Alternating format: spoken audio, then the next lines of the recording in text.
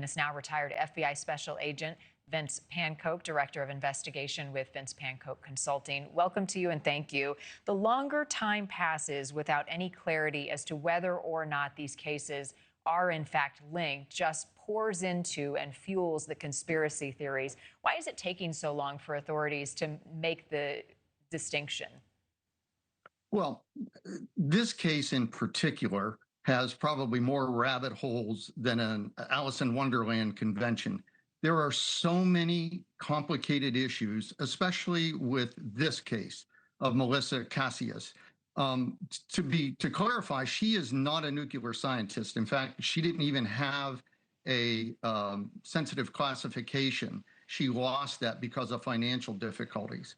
And I think that what we're going to find in this case is that there were some emotional issues due to financial problems, but I'm not ruling out that there isn't a dark side, and that dark side being that possibly a foreign intelligence service had been targeting her or her family because of financial difficulties, and perhaps that is what caused her to voluntarily disappear, which she did. Right. And then the fact that a gun was found near the body, we don't have a cause of death. And also the question as to why it took almost a year to locate her. How soon or how difficult will it be for investigators to provide some clarity around that? Well, it will be difficult depending on the forensic evaluation of how long the body was there and the state of decomposition. Listen, this is the high desert in New Mexico. So just for argument, let's say she has been missing nearly 11 months or a little bit over 11 months. If she perished at that time, we know that the state of decomposition would be great. And it'll make it a little bit more complicated for investigators and forensic pathologists to determine the cause of death because for the most part, soft tissue would have been gone by now.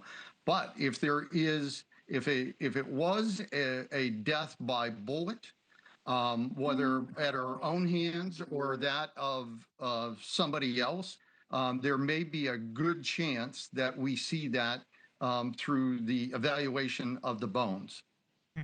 Another case, Vince, that we're following closely is that of retired Air Force Major General William Neal McCasland. This has gotten national attention. 68 years old when he went missing from his home in New Mexico in February. We also now have a 911 call that his wife made after his disappearance. Let's play that.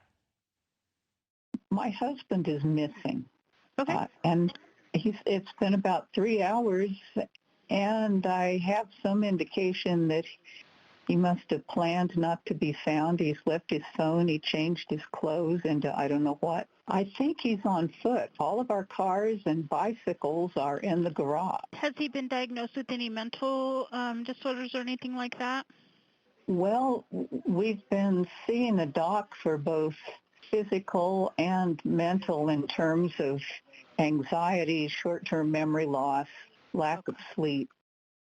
From an investigative standpoint, Vince, how do you tackle this particular case and how does that call influence the disappearance? Well, once again, the family member is pointing out that there was perhaps a overriding medical issue or mental issue with it.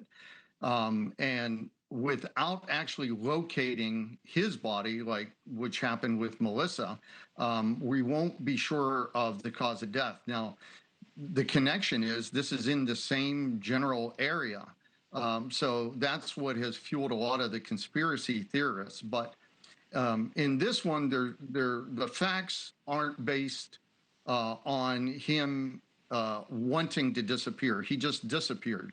In Melissa's case, she told 3 lies on the morning that she disappeared, one to her husband, one to a coworker, and one to her daughter, none of which made sense. And then within an hour or two of returning home, she disappears. So this one's going to be a little bit tougher. But once again, until we find or recover the remains or locate him alive, this one is going to be even more difficult than Melissa's. At least with Melissa's, we now have some evidence to go on, and the forensics will tell us everything.